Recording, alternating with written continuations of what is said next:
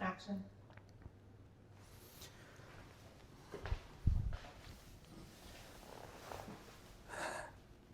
Well, this is a little late. This video was originally supposed to come out before Christmas, but due to the holidays, life events, and a real hard time editing some of the sound, it's not coming out till now. But the point of the video is that my wife and me spend a whole lot of money on annual fees every year, and we just wanted to make sure we weren't wasting some of that money. So Spencer Johnson offered to do one of his wallet audits for us in person. We flew out, and this is what happened. I hope you're able to get something from this.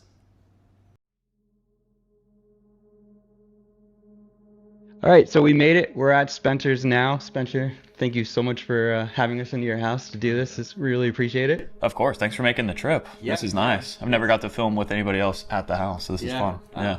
But yeah, so we are doing a wallet audit of our annual fee cards. You know, as credit card creators, we all know it should just be the numbers. You should look at the numbers, and if you got to cut something, you got to cut something. You shouldn't be emotionally attached, but I am. sometimes it's easy to get emotionally attached to a card. So Spencer's going to help us cut the fat. Yeah, that's the goal. I mean, that's like kind of the whole members wallet audit series that I do on the channel now, is helping people through that process. And I struggle with it myself, but I think, you know, the goal is to be able to help everybody make more objective decisions. And we'll see, maybe my objective opinion will not always be taken well, but we'll figure it out as we go, I think. So what we're going to do is he's going to go through our cards one by one, look at our spend, look at what we actually get back from the credits and benefits and all that. And then he's going to tell us this card mathematically doesn't make sense for you, you should cut it. And if he tells us we have to cut it, we're going to cut it, except we're allowed one veto. So, and I think we both have which card we're going to veto in mind, but we'll save that for the end and see if that's the card that comes up or not. And then we'll go from there. Perfect. Yeah, I'm excited. Some real stakes on the line. Yeah. Cool. I think the best place to start for me, you know, usually in the wallet audit series, I kind of list out everybody's tendencies, whether it's travel habits, spending, all of that. Y'all have already submitted that to me, but I think at a high level, it might be good to just let everybody know your overall, I guess, earning habits, whether you're doing like the cashback, travel, and what you value out of your trips. And that way we can kind of see where we're headed with these credits and what you would lean towards. We are definitely team travel points all the way. And as far as what we value when we travel, we really like experiences, and whether that's things like upgrades into rooms that we normally wouldn't get on our own, or just any little extra thing that just kind of adds that extra little cherry on top to the trip. That's what we really like. Yeah. And then how many, I guess, trips domestic versus international would you say you're doing? This year, this is our 4th or 5th trip. One international to Canada. So, I mean, whether you count Canada as international or not. This is our 4th or 5th trip. And progressively, as the years go on, we're starting to travel more and more. We have our dream vacation to Italy, which hopefully will be coming up in the next few years. So that's one thing we're looking forward to. Okay, perfect.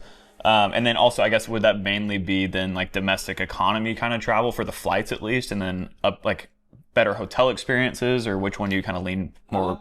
Well, that specifically, we're really starting to make Delta our main airline, and we usually domestic, we like to do Comfort Plus.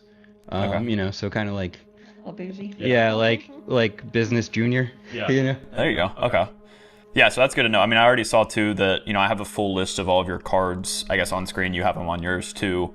You can see that there's a heavy focus on American Express, Delta, like you said, and then a couple of others in there, like the Venture X with Capital One, and then the Chase Sapphire Preferred with Chase. But overall, it's mainly American Express cards. Yeah, for the most part. Yeah. And are you, I guess, another thing that I like to ask people is like, are you putting all of your spend towards these transferable currency cards as well? Or I guess, how are you earning enough points every year to take the trips that you want already? Or are you doing the sign-up bonus hunting game? Yeah, actually, this year we've been focused pretty much more on just earning points naturally. We were doing the sign-up bonuses in previous years, but honestly, it just kind of got fatiguing. So this year I'm just like, I mean, that's not to say we haven't done any sign-up bonuses. Like our Delta Business Platinum was an upgrade sign-up bonus that I jumped on, you know. Okay. But kind of slowing down on that, which makes sense as to why you also maybe want to simplify things. Yeah, right? Exactly. Cool. Okay, so today we're going to be looking at 1, 2, 3, 4, 8 total credit cards with annual fees on them. The total annual fees on all of those is $2,455 as of right now. I also want to make a note, I guess real quick, I forgot to say this to y'all, but on this, I'm using like the new credit card blueprint that we released, trying to find a way to add multiple of the same cards to this. So right now it says you have a City Strata Premier, but you have 2 Chase Sapphire Preferreds, one for each of y'all. So for anybody that gets confused, that's why. But yeah, I think what might be easiest, honestly, to really figure out which one of these cards you should keep is to start from the lowest annual fee and maybe work our way up, if you think that's good. Yeah, sounds good. Usually, for most people, the $95 to $150 annual fee cards are pretty easy to justify, even just with like transfer partner access. But maybe, yeah, you want to start with, I guess, the 2 Chase Sapphire Preferreds. What's the justification for y'all both having one of those? So my Chase Sapphire is the older one, and that was just to get into the UR ecosystem. And then hers was actually going back to the couple of subs we did do this year. That was really just a sub pickup card with the intent to cancel it. Okay, perfect. So that makes that one already pretty easy to get rid of some. Are you just going to cancel it, or are you going to downgrade it to one of the no annual fee options? Probably downgrade it. Okay. Actually, that's a great question. Maybe you know the answer. I know you can transfer UR points to family. Can you transfer cash back to family? So if she drops it down to like a Freedom, could she transfer that cash back to me? You should be able to, because what it's going to do is, theoretically, it should be all one pool at that point. Once you connect the accounts, you can combine points from any of your cards to any of her cards and vice versa. Cool. So, yeah, theoretically, she could downgrade it and then transfer that to your Chase Sapphire Preferred. Okay. And then that should be how it works. Yeah. I haven't connected me and my girlfriend's accounts yet, but that's what I've heard. Yeah, we've been meaning to and keep forgetting and putting it off. Yeah, but that's an easy, so that already, again, this is the City Strata Premier that I'm looking at, but that would be an easy $95 a year save. Right. So, not bad off the bat. Right. But your Sapphire Preferred, I would recommend keeping open as long as you have the Ultimate Rewards points to be using. Because that is that's another, I guess, important thing here is the only access that anybody has to the Chase Transfer Partners is through one of the annual fee cards that they offer. The Sapphire Preferred being the cheapest on the personal side. And yeah, since you don't have any other annual fee cards like the Ink Preferred or Sapphire Reserve, I would keep that one open until you didn't need to travel, I guess, would be the only reason to downgrade it. But most people. Another way that I like to describe the $95 ones too is like, if you think about the welcome offer you got on it, let's say you got even 60,000 points for that old Sapphire Preferred. Well, if you're redeeming at just a base 1 cent per point, which you're probably doing a little bit more than that, that's already covering the annual fee for 6 years. Yeah. So you have a long time to really think about whether or not that one's going to make sense. So I would say keep it open for now unless you really know you don't need it. Yeah. I guess while we're on the topic of the Sapphire Preferred, what would do y'all actually use like the $50 hotel credit on that, or what do you consider your effective annual fee? No, I look at those cards, or mine, because we're planning on canceling hers, as just $95 to buy into the UR system. We did use the $50 hotel credit one time on a trip that thankfully I didn't go to because it was a terrible experience. So we've used it one time, and I think I've had the card for like 3 years, 2 or 3 years now. So yeah, this is one of those really interesting ones where your effective annual fee is probably actually $95, like negative $95 or whatever, where you're paying $95 a year to keep it, but you're getting access to those transfer partners, which is kind of invaluable. So this is one on this table where it's kind of hard to see a real dollar amount come from it. The way that I've tried to do it in the past in videos is show people like the difference in points that you would have to spend without this card compared to having that transfer partner access. So like that extra boost on your points through transfer partners compared to the portal. But that's also not a clean number because you wouldn't redeem at 1 cent per point otherwise, or whatever. So this is one that I think is just going to leave as technically a $95 annual fee every year in here, with the understanding that the redemption is almost invaluable. Yeah. Okay, next then on the list, I would move up to the Amex Green Card at $150. I think that's a pretty, not controversial one in this space, but a lot of people don't have it and don't consider it, and for the simple fact of the matter that there's maybe better cards out there.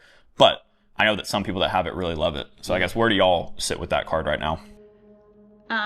It's all right. I mean, we use it for my clear, but I'm learning like TSA pre-check is good enough for me. I don't have to have clear. When we first got it, I was like, I'm not traveling without clear. But now I'm like, See, apparently we have different experiences on the same trips, because I feel like clear is come in clutch a couple of times.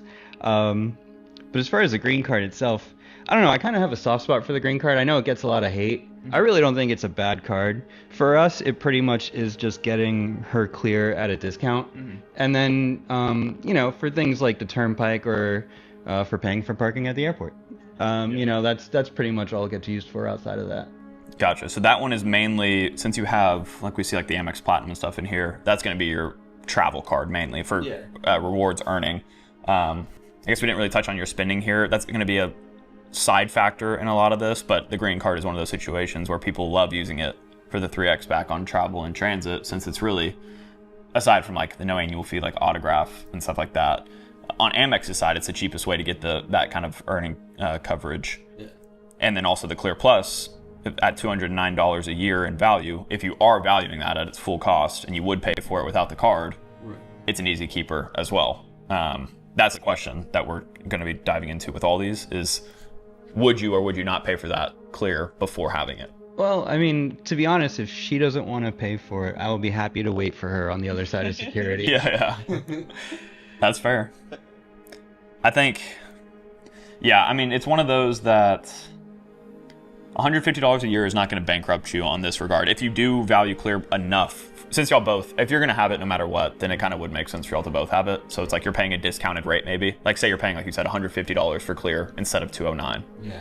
And I think really that was the genesis of why we got you the green card to begin with, is when when Clear raised the cost to add a family member and the Platinum card no longer covered having me and her on it, then the green card added it, and I was like, well, yeah, we're paying $150 more now, but that's still less than just paying for Clear outright. And I'm pretty sure that's where the genesis of your green card came from, actually. Yeah. The other thing that's important to think about, too, with the green card that maybe folks don't too often is the fact that if you already have that card, it is a great tool to be able to get upgrade offers from Amex as well. So if you get stuck in pop-up jail or something and you're not getting any new welcome offers with their charge cards, well, the green card a lot of times can give you those upgrade paths. Y'all do have all three of the charge cards, the green, gold, and platinum, which makes that harder because they're not going to give you necessarily upgrade offers on those, but just something for people to keep in mind. Right. I do tell like people on consulting calls sometimes, like just leave. That's a great reason to leave that card open, even if you're just using like Clear or whatever. Yeah. And she actually still might, because the green card is actually her own account. It's not an authorized user. So the gold and platinum are on me, the green's on her. So so we could do the, like, if you got an upgrade for gold, I could just downgrade my gold and we could upgrade yours. That's where that two-player strategy comes in. You just have to remember the family language stuff. So if you take the upgrade offer before you get a welcome offer, before she gets a welcome offer on the gold or platinum, then you sacrifice that welcome offer by taking an upgrade. Right, yeah. So ideally you would kind of apply for each and then cancel a couple and then upgrade the green, but just something to keep in mind for a long-term play. But overall, I don't see a reason to get rid of that one. I guess I need to add that you want to keep the Sapphire preferred. For now, I would say that's another keep until if you got rid of Clear for whatever reason too, then. Yeah. But that is like the Clear credit card, so. I don't necessarily need that in Austin. Like I've never used Clear in my life. Oh, really? So I think it's airport dependent. A lot of people either really love it again or don't care for it, but it's nice. Cool. Let's go now to the Delta Gold. Will be on that same like $150 annual fee range. This is where getting into the airline specific cards, I think the decision maybe even becomes a lot more clear than on the transferable currency, because what those cards are doing are earning in one specific ecosystem. So if you're not using the benefits on those cards, that could be a pretty easy reason to cancel one. Yeah, so the gold was actually the other just sign up bonus card for this year. It was an elevated offer. It was either right before or right after. Right after I upgraded my business gold to the business platinum for Delta. So we were like, hey, I mean, what was it, like 80,000, 85,000 Delta miles or something like that? Somewhere in that ballpark. So we jumped on it with the intention of, as soon as that annual fee hits, just dropping it. Yeah, that makes sense. And is that one that you're going to downgrade to the blue or just get rid of? Honestly, I mean, it's not like it's an old card. It's not really adding anything to history or anything. We might just, for simplicity's sake, just get rid of it. Yeah. I don't know how Amex will view that. I don't know if they prefer downgrading. If she'll get a mark on her account or anything. I mean, they've been kind of iffy recently. To me. The only thing is like, yeah, maybe, people worry about Pop-Up Joe a lot with canceling Amex cards, but at the end of the day, I'm a big fan of simplicity. I think a lot of people are moving towards simplicity overall in the credit card game. And with that being the case, you don't want to just have...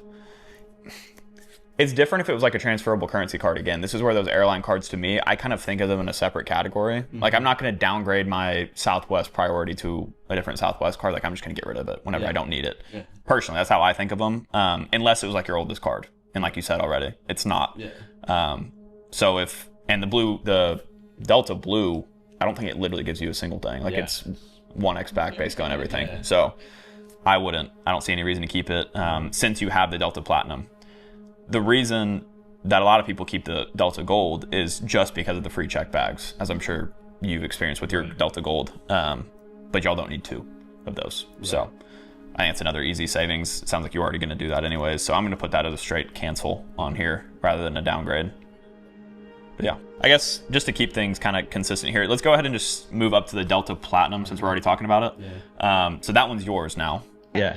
And that is one of your that's your most recent personal, or I guess annual fee card that you've applied for. And that was already last year, right? Yeah, that was actually earlier this year. Oh, the upgrade. And it sucks because I upgraded right after my anniversary, I think. Where if I did it before, I would have got the companion certificate this year. But since it renewed as the gold and then I upgraded, like I think I did it like a month later, I lost the companion certificate for this year. Yeah. So that's kind of the opposite of what I did with my Ritz card. I upgraded right before the anniversary and it triggered like the 85,000 point free night right away. Super nice. But yeah, so the Delta Platinum, my initial thoughts is that you probably upgraded for mainly the upgrade offer, but is that a card that you plan to keep in its current form long term? Yeah, so like I said, we're kind of making Delta our main airline. So for me, I did get an upgrade offer, which was nice, but I was looking at the card already anyway, because that companion certificate will come in really useful for us. I mean, there's a lot of value that you can get out of that. Yeah. And I don't know if I said this is the Delta Business. I think I've been saying the Delta Platinum, but it's the Platinum Business version. So a little bit different than the personal. So I guess maybe this is when we can actually go through the credits on it and see how you're using them for the first time, because this is now in that it's a $350 annual fee card. So we're working our way up the chain here, and that's where you really got to start being careful. Where if you let it renew over and over without doing these effective annual fee calculations, within 3 years you're already down $1,000 if you're not using it. So it's like it gets important pretty quick. Yeah, you want to walk through maybe each one of these credits and what y'all currently are expecting to get value from? Yeah, so this one is actually pretty easy for us to get the annual fee back. For 2 people round trip, that's already $140 in check bag fees. Okay. Right, and we take more than 1 trip a year.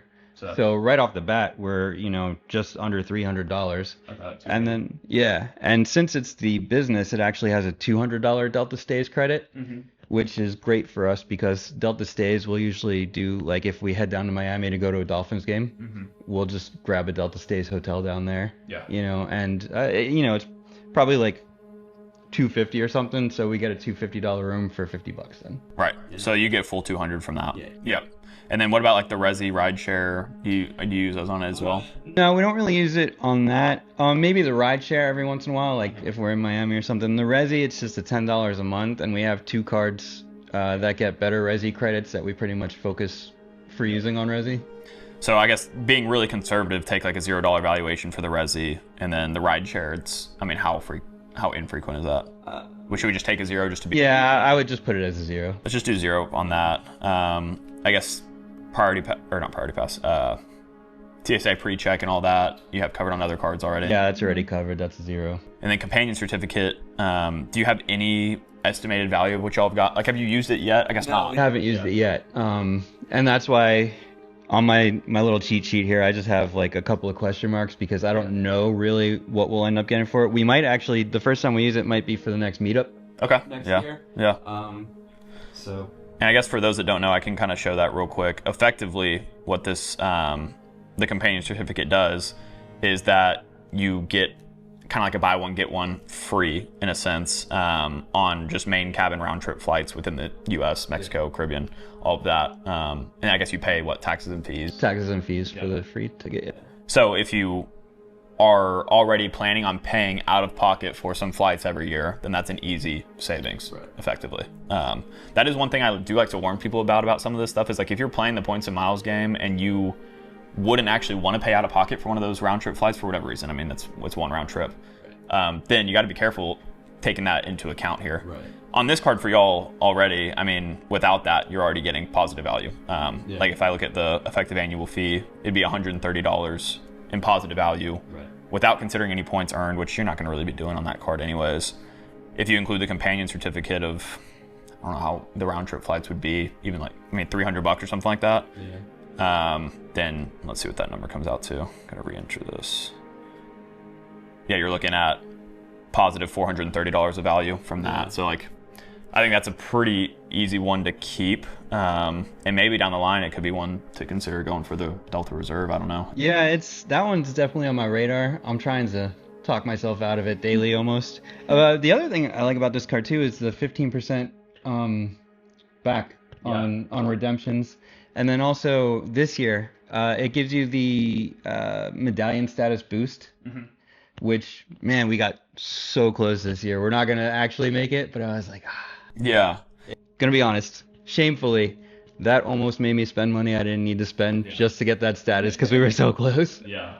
That's a lot of people have done that. I was actually talking to a guy last night at my girlfriend's company Christmas party that had the same experience. He's like, I got to spend $2,000 more or whatever to get my status, which, can be dangerous, but it depends. Like, it's kind of the cost of business. You just have to take it into account, right? Like, discount that at a rate that you're comfortable with. But $350, you're getting a positive 430 back. There's, in my opinion, no reason to get rid of that one.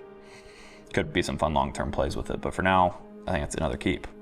So you're making it pretty easy on me so far. I think we're about to get into some of the more debatable ones. I think we're gonna fight over. Let's start with the gold card when it comes to back to the transferable currency side of things here. Just as a refresher, we have currently 3 keeper cards: the Sapphire Preferred for you, Delta Platinum Business, Amex Green Card for you, and then downgrade of the Sapphire Preferred of yours and cancel the Delta Gold. So that's where we're at right now. Already saving, was that $240 or something like that? Not bad. But yeah, now let's go to the Amex Gold card, which people know is one that I guess I've kind of become known for not being the biggest fan of, maybe, but I canceled mine in 2024. And it was really because it was one of those situations where I was getting positive value on paper. And I think that's where this effective annual fee conversation gets a little bit wishy-washy, because I was getting positive value, but I was going out of my way a lot of times to use credits on it that I could have just paid out of pocket for and not, prepaid using the annual fee. So probably another one to go through each credit one by one, but do you have overall thoughts on it to start? Yeah, so right off the bat, I know as far as credits go, we don't actually get our annual fee back based on use off the top. But that said, it is also our most used, highest spend card because we love food. We eat out probably way more than we should. And with the amount we eat out, we still spend way more on groceries than we should too. Okay. So. Well, that's fine. Yeah. Hey, you know what your food is. That's all that matters. Yeah. Right? But yeah, I guess this will be the first time that we really have spend come into play. And maybe I can give a quick spiel on how I think about effective annual fees and why we've actually split out on the blueprint effective annual fee without points and with points. I think a lot of people have a hard time including opportunity costs and effective annual fee calculations. So I personally recommend that people calculate the effective annual fee without points included first to see where you're at, what you've already done, just as kind of for everybody else. That way you really can tell if you break even. If you get close to break even, then all the multipliers you can treat on each card like 1-to-1. For example, the Saver, the Capital One Saver card versus the Amex Gold is kind of the most classic comparison in the food category, where they both give you 3x back on dining and groceries, or the Saver is 3x back on dining and groceries. Gold is 4x back. So some people who don't get positive value from the credits are not actually getting a full, effective 4x rate back because they still have to take off the leftover effective annual fee. So just be careful with that and do separate that calculations, I think, which y'all have done. But I guess real quick, can you just run me through what the value of the credits you're currently using is? So the $100 Resi credit, we hit that easily. Yeah. That's easy. The $84 Dunkin' credit, I kill that. I have an unhealthy addiction to coffee. Perfect. And I don't care about Dunkin' or Starbucks if it's coffee. Yeah. Yeah. The $120 dining credit, I give us about $60 on that. Okay. We usually do the, like, on my way home from work or something, I'll pick up something that I get on Seamless or whatever, and I'll use the $10 credit for that. But there's months where I just don't even think about it, and it goes. And then same for the Uber Cash. Sometimes I'll order something on the way home through Uber for pickup. Okay. Some months I forget about it.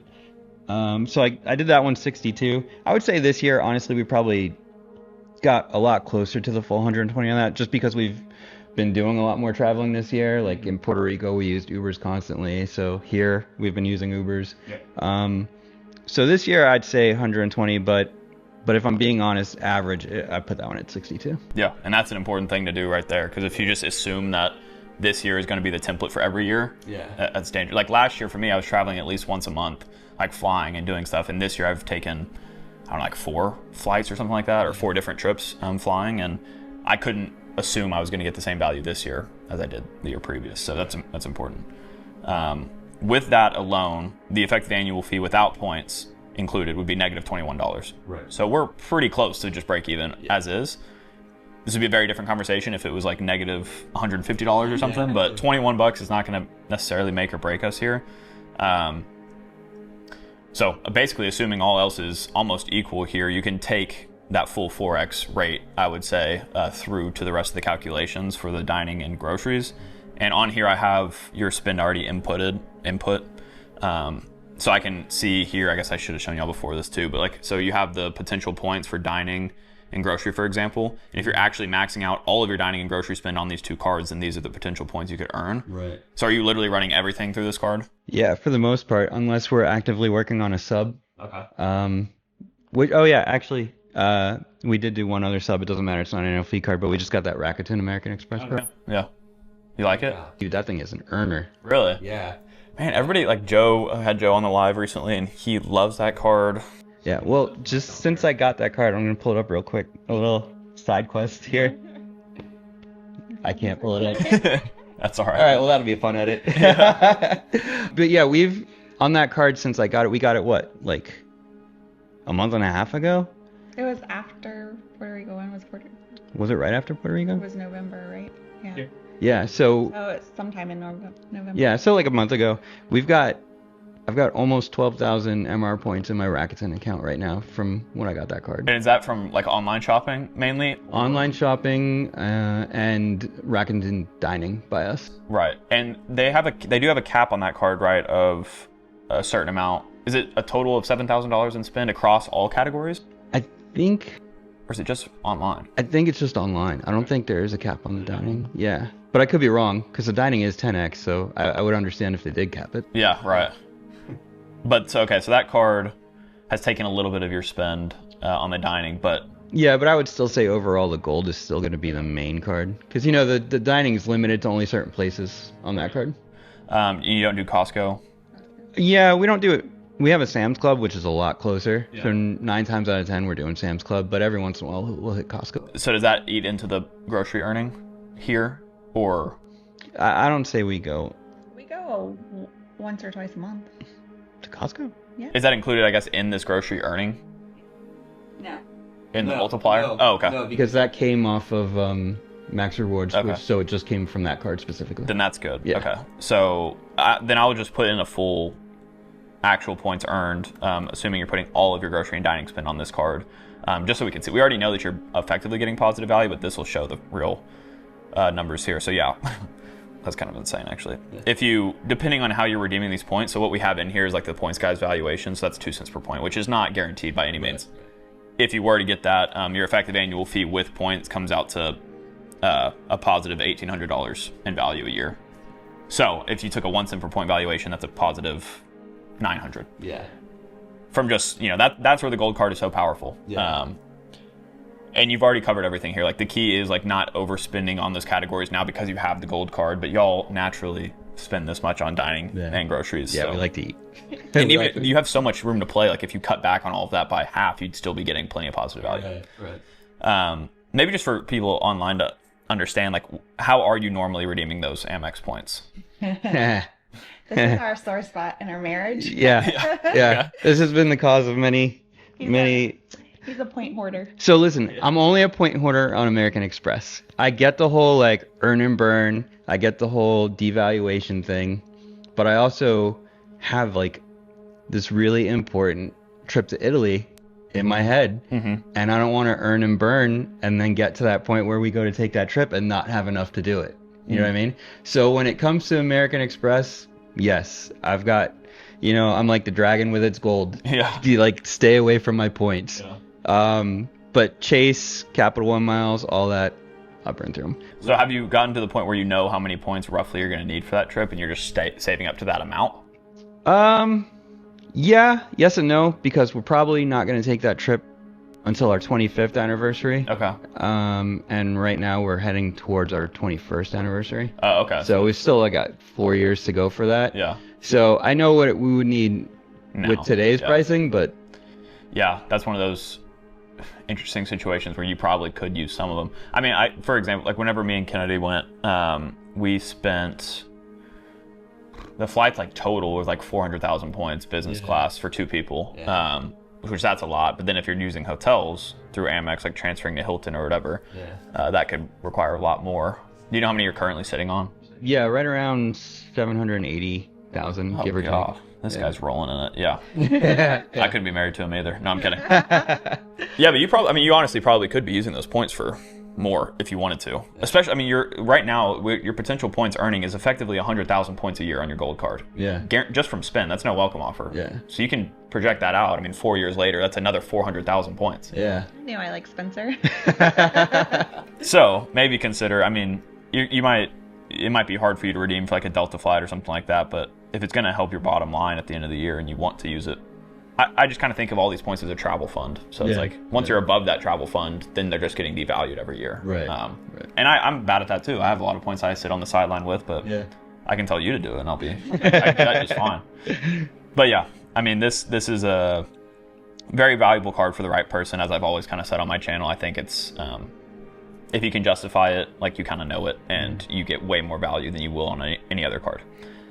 If this card was giving you, again, if you started with a net effective annual fee of like negative 150, then the Saver card would be one that I tell other people to consider, because the break-even point becomes a lot closer. Yeah. I think because there's a difference of 1x back.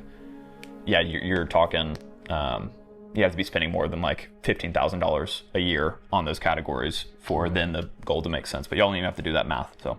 And we have the Saver card. There you go. Basically, that was a card I just hit the sub for, and then gave my son the authorized user card, and now like if he's out with his friends and he wants to get dinner or something, I'm like, all right, just put it on the Saver card. Keep it alive for us. Yeah. Nice. Pretty much. But yeah, so unless you ever wanted to really change your earning habits to Capital One, then I think you're fine to keep that one open. Cool. Now I think we get to the sore subject here of a Capital One Venture X that has become, in my opinion, so it depends. Y'all have the Platinum card. Yes. So for a lot of folks, what I say is like, it seems that a lot of us are under the same idea that once you get a more premium travel card, the Venture X becomes a lot less useful because you already have the airport lounge access you need. You have all the credits you need. You don't necessarily want to be booking through the Capital One travel portal if you can help it. Like, why not just book it elsewhere? Right. But I know some people really love it. So where do y'all sit with this one currently? Where do you sit? The Venture X? Yeah. I'm mad that they took away like my lounge access. Right. Yeah. So I don't like Capital One at all because of their customer service. We got in a fight and I'm mad. So Yeah. I hold a grudge. Yeah. But so I don't have a good opinion besides that. Yeah. Me, I like the card. I think it's an easy value card. But I also understand, like, realistically, I'm basically just prepaying for whatever trip we take on that $300 credit. Yeah. And then I know, like, you've said it a couple times, I know there's a lot of hate for the term effective annual fee, but I mean a free 10,000 points every year to make the effective annual fee like positive $5. I mean, it's like I said, it's easy value because we're gonna travel anyway. Like I said, we go to the Dolphins games a lot, so that's just another hotel in Miami one night when we're going to a game. Yep. You know. Yeah, and that's one of those things that if it's a one-night stay, $300 through the portal, it's a pretty easy one to justify. I think where it becomes a problem is if people, instead of like redeeming their points or using the credits that they have on like the FHR or anything like that, they will opt to then effectively pay cash instead, because that's what you're doing with that card. Like if you really think about what you're doing here, you're just prepaying for that $300. Yeah. And now you're actually being siphoned directly into Capital One's travel portal instead. Right. And this goes for all the premium cards, like the Sapphire Reserve, you're siphoned to the Edit Collection, Amex Platinum, FHR mainly. And I will add too, I think a little extra benefit comes from their Premier collection, you know, their version of FHR, because when we went to the New Orleans meetup, we stayed at a Windsor Court there, which was their Premier collection. So, you know, you get the on-site credits and all that, which just adds a little more value that you're getting for that $300, the upgraded rooms, stuff like that. So like, and again, if we go to Miami, you know, and we get a Premier Collection hotel, you know, there's a couple usually that are inside of that $300 price point. So yes, you're getting the room, but then you're also getting the food and beverage credit, the upgraded, more expensive room for still, you know, that money. So I think that adds a little bit of extra value on top. That's fair. So here's one of those situations where some people I talk to, like in consulting calls and stuff like that, they really, really, really want to be simple. So if this was a card where, yes, these are nice to haves, but it's actually not something that you would really care for and you kind of want to get rid of an ecosystem or something like that, then getting rid of that card makes a lot more sense. But it sounds like you're okay with balancing the different credits and you know what you're doing with them. You are reducing already. You're reducing some of your credit usage by like not having to worry about the $50 travel credit on her Sapphire Preferred. Gold card with Delta will be gone. But are you okay, I guess, with balancing these different travel portals and using them? Yeah, like I said, because for us it's pretty easy. Living in Florida makes it easy. Like if we just want to take a weekend trip to Orlando or you know whatever, Florida is really easy to burn through hotel credits. Yeah. Okay. So it sounds like this isn't one that there's much reason to cancel. But let's go ahead and just enter the effective annual fee stuff in here so we can see it. And I will say too, this is outside of our gold card. This is our second highest spend. So you put all your miscellaneous spend on it? Yeah. Like we have a Blue Business Plus, but we haven't used it. And well, yeah, outside of like a couple of weeks ago, we haven't used it in a few years. It's basically been our gold and our Venture X. Yep. Which is actually funny enough. Like I made a video about that like right when I started my channel. Like that is like the best combo for a lot of folks, and I think it still can be for sure. Do you pay the extra $125 now for guest access? No, that doesn't start until February, right? Yeah. Yeah. So at that point, will that increase your annual fee? At that point, I don't know, because of because of our other card for lounge access. I think that's. I do enjoy their lounges. The Capital One lounges are nice. Yeah. Sapphire lounges are nicer, I'll tell you that. Oh yeah. Oh yeah. Yeah. I like them. I guess I don't actually have your miscellaneous spend in the spreadsheet. Do you have an idea of what that is? Too much. Okay. Yeah, I couldn't give you a number, but it's a lot. Well, yeah, in here I have dining, grocery, transit, retail, travel. So that adds up to like 43 grand. So I guess with this being your miscellaneous spend card, we don't have your total miscellaneous spend in the yearly spending table here. But since most people spend a lot of money in the miscellaneous spend category, I'm going to assume that that's just going to add your effective annual fee or reduce it even lower by quite a bit. Obviously, that's one where opportunity cost, I think, is the easiest one-to-one comparison, though. Because like if you have, like, do you have other 2X cards in your setup? Yeah, we have the Blue Business Plus. And I have a City Double Cash that I haven't used in probably like 4 or 5 years. Yeah, so again, for people that are out there that already have a 2X card in their setup, like most of us do, that's another way where like I don't like taking into account the 2X miles on this card anyways, because you can get it anywhere. Yeah. So it's not really a competitive advantage. Right. That's why for me, like I've been saying in a lot of videos, it feels like a $395 2X catch-all card that I'm just prepaying for one hotel for one night. So it's like, if that's okay with you, that's great. But some people, they need to maybe hear that. So with the credits, though, you're easily getting $300 from the travel credit. Anniversary miles, we can count it at $100, but you might be getting more depending on how you're redeeming. Do you use TSA pre-check on that one for y'all? No, we get that through the Platinum. For both of y'all? Oh, no, actually, yeah, I guess we did your TSA pre-check with that. That's what I did with ours too. Yeah. So that's only $30 a year, but still adds. So yeah, your effective annual fee without points consideration is positive $35, which is $30 more than the classic $5. And I just want to reiterate that this is one that you could go back and forth on. I might go one way with it. This is just like the gold card for me. If I was getting positive $35, which is basically exactly what I would count my effective annual fee at, I might cancel that card or downgrade it to like the Venture 1, while y'all might keep it. And that just comes down to travel preference and simplicity, how many credits you want to balance. So yeah, I think this is where you and I would actually probably go different ways. I think this might be one that I do end up getting rid of next year, even though I get the same value. But we have different habits, so that's cool. So I'm going to say this one's a keep again. So I don't know. We only have one card here that we can even consider canceling at this point, which I don't know if this is helping y'all or hurting, because now you're going to be spending all this money. But I think at the end we'll get this full table to see the full effective annual fees, and that'll help y'all out. Okay, now we come to the card that we've all been waiting for. The one that honestly carries all the annual fees in a lot of ways. $895 a year now. The Amex Platinum. You've had it for 4 years. And that was at the lower annual fee level. Now it's been refreshed. A lot of people get positive value from it, even more so than before, but we got to figure out if that's the case for y'all. Yeah.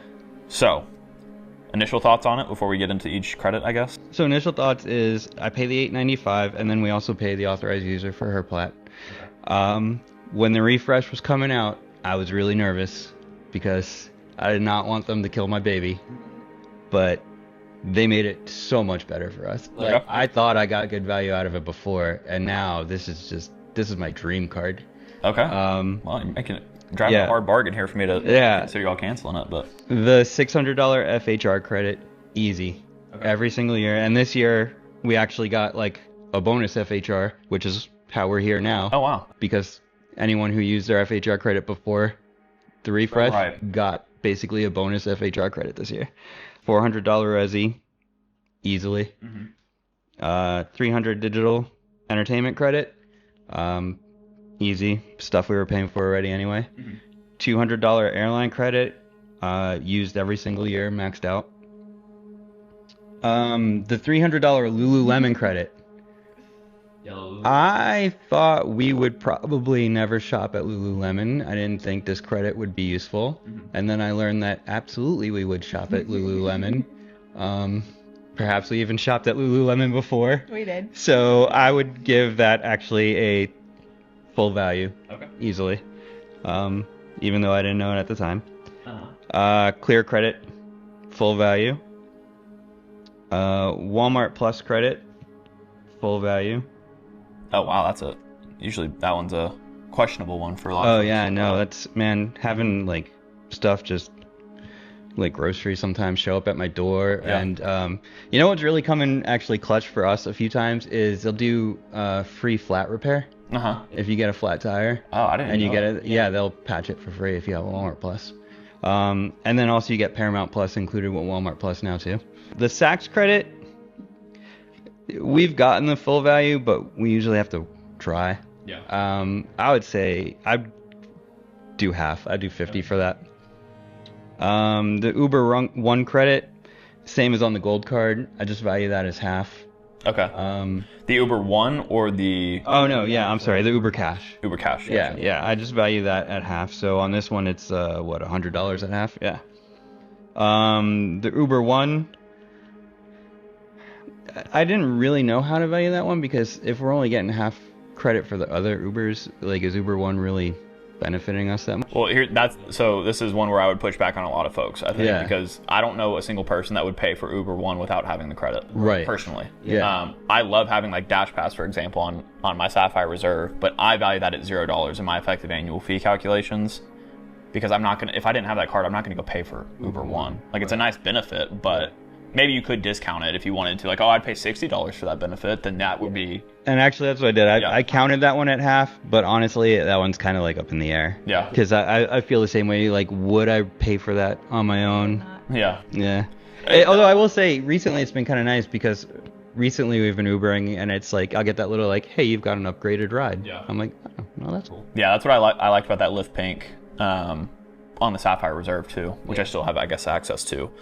So I guess on this one, I'd be comfortable putting it at half. I don't think that's going to make a massive difference here. If you do that constantly where we're just like, yeah, sure, we'll count it. That's where it gets dangerous, but I can see that being reasonable. And can we go back to the Walmart Plus real quick? For that one, the same question I think applies. Like, would y'all have paid for Walmart Plus without this? Yeah, absolutely. Because Walmart Plus is basically, for us, it's like Amazon Prime, but for groceries. Like, we both at our day jobs have like crazy schedules, get home late. So sometimes it's great just to like get home and all your groceries are just right there. You can bring them in. You don't have to go shopping. Okay, cool. So, I mean, we don't do that like every time. Yeah. But when we need it, it's there, and we'll definitely get use out of it. Okay. It's not like Instacart where they increase the prices. Right. Yeah. You pay the Walmart price. Yeah, I like Walmart. I have that on the Business Gold, and I've used it. I used to use it a little bit more than I do now, but it could even beat Amazon in speed and price a lot of times. Yeah. So for that, and that's not for even groceries. But yeah, okay. So now we're on like the last three, I think. So Equinox credit was one on here. Yeah, Equinox. I did the app just to have it, and then I was going through the app, and I was like, this app sucks. Okay. Like, yeah. this- For $300. Yeah. A year or whatever. So 0 for that one. Yep. Aura Ring. Aura Ring. Aura Ring we did use, even though someone wasn't supposed to know yet. Oh, nice. Well, but don't worry, that was spoiled on the plane here. Okay, so, perfect. So they shouldn't just find out now, but yes. Okay. Aura Ring we did use. and with that one's a weird one though, because like I annually, I think that's a $0 value personally. Yeah. I don't know. That's how I would calculate it. Yeah, It's like again, it's not going to change anything for y'all, but if I get one next year, then we got it twice, but we're not going to be upgrading Aura Rings every year. No. yeah. So you could like average it out over the course of having the card, but that just gets. I would just take it at $0. Yeah. Since it's like a consumable, Yeah. effectively. And then I guess Airport Lounge you'll do use, or not Airport Lounge, the Trusted Traveler programs you use for that one. Yeah. Okay, so now that's all of the credits we've covered, right? Now it's benefits, which we can still might as well discuss. Do you have like, I guess, rough values of the airport lounges, or are these just like nice additions, or you put a dollar amount on it, I guess? I don't know, because I mean, there's not a time we travel where we don't go to the lounge. So to add up what all those fees would have been. I usually do like just food and drink, what I would have paid for food and drink outside of it. Yeah. Because I wouldn't ever, well, maybe I would pay like $40 to go into a lounge here and there, but if you're saving $40 on food every time, that's different. So Yeah, because normally about half the time we travel, we're traveling like with a larger family group. So like if it's just her and me, maybe the lounge wouldn't have saved us money. yeah. But when we're traveling with like our kids and whatever, like going into the lounge is probably definitely cheaper than like feeding everybody in the food court. And I guess the one thing to consider here too is that maybe the easiest way to account for that authorized user fee too would be to take that out of one of these benefits in a sense, because if you're paying an extra $195 a year, mostly probably for that lounge access, right? And then that kind of eats into the profit of that. So maybe we could just, I'm not going to put in dollar values for every one of these benefits, but just for people out there who are calculating it, you could consider it like that if you're doing the 2-player. But it sounds like I'll at least like them. And then all of the hotel statuses.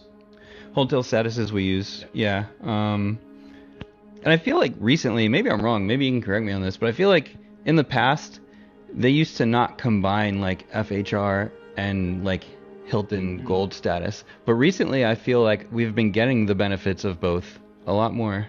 Chase has always done that. So so that's why I've always liked Chase too, because they treat it, all the hotels and airlines see it as a cash booking, regardless if you use points through the portal, any of that. So like for her birthday, we're staying at a hotel here in Austin, use the edit credit, $250 off, redeem for 2 cents per point for the rest, because it's an edit property.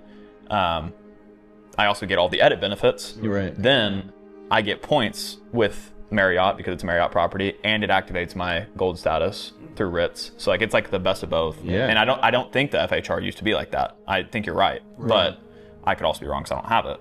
But it's a nice added perk.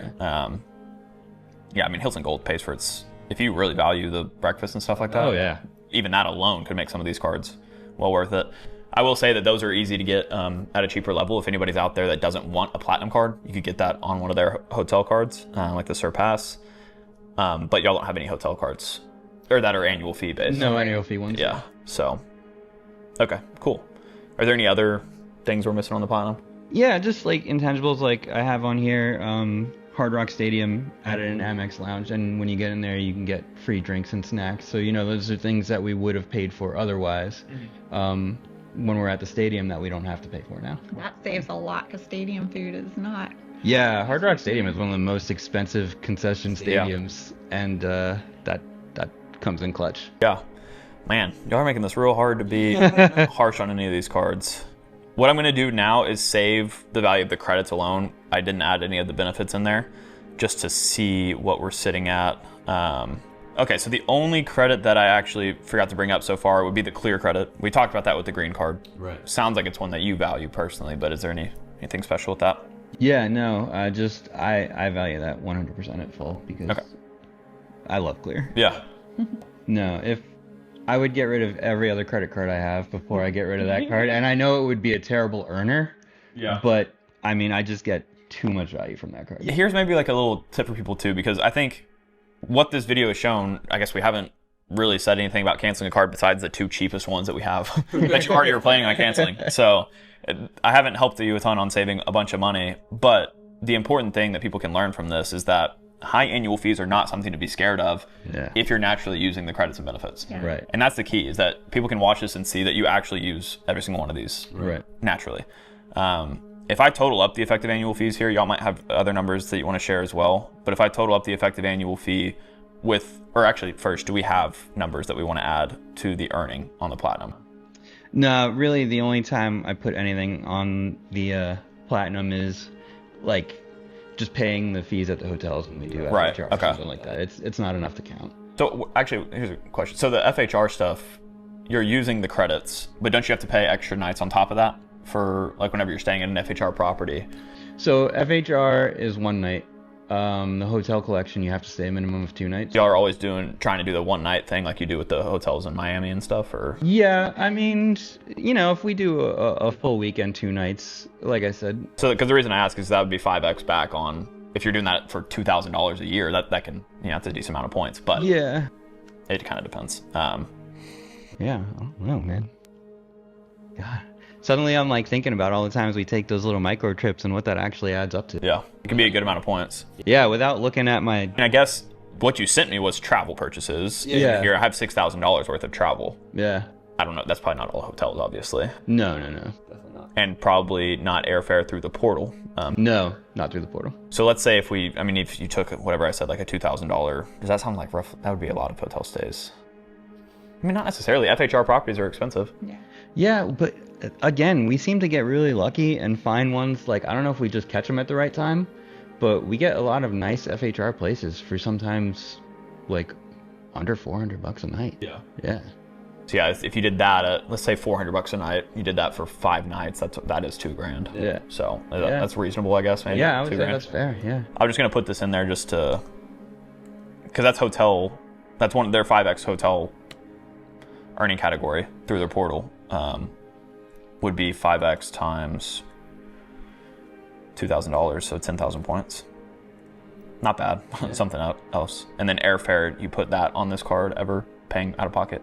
I'm gonna say I would, but I haven't really consistently yet. Most of our airfare has just been redemptions so far. Are you covering that? That's with like your chasing Capital One miles, it sounds like. Yeah.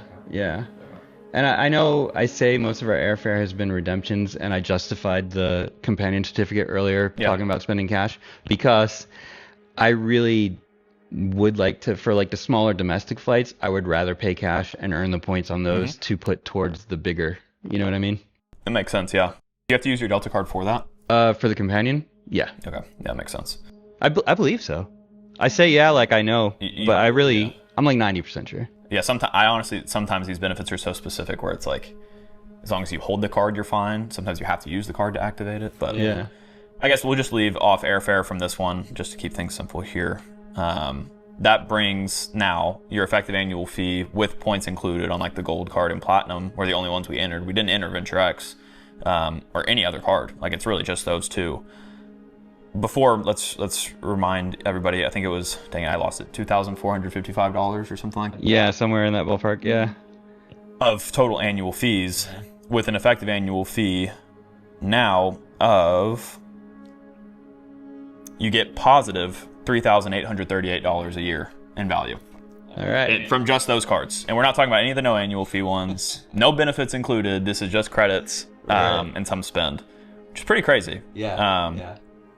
Yeah. I guess, really, again, I didn't help y'all save much money. Total, you'd be saving $245. So I'll take that fee whenever y'all head out. No, I'm kidding. But it seems like y'all setup is actually really optimized, as much as it may have felt like it's overwhelming. Yeah. And maybe that's a lesson for folks here, is that, sometimes complexity can be good depending on how much you're willing to manage. Yeah. Yeah, so I have really mixed emotions about this outcome. How do you feel? I'm excited because I don't like change. Yeah. So I'm first of all, I'm happy that, like, it's kind of like justification for how I've been working everything so far. Yeah. How we've, like, played the game. Okay, we're playing it, obviously coming out on top. But I'm also like, I really thought you were gonna be like, this thing's gotta go. I think I'm just kind of in shock that didn't happen. No, I mean, that's kind of the thing here, is like, everybody's situation is so personal, right? So some of these cards that I will say to other people on calls, like, you should get rid of the platinum card. Like, it's not making sense for you. Yeah. Y'all have checked all the boxes. Yeah. Like, it's not even like a question, really. Like, the only questionable one, I think, would be the Venture X, personally. But that's, again, comes down to whether or not you really care to use those credits, like the $300 credit, or not. Because you could just pay $300 out of pocket at a different hotel. Right. But you like the Premier Collection, and you might as well get the $300 back. And the anniversary miles you are using for flights, it sounds like right now. So yeah, it's so unique. Initially coming in, maybe I could say this. I maybe should have said it off the bat.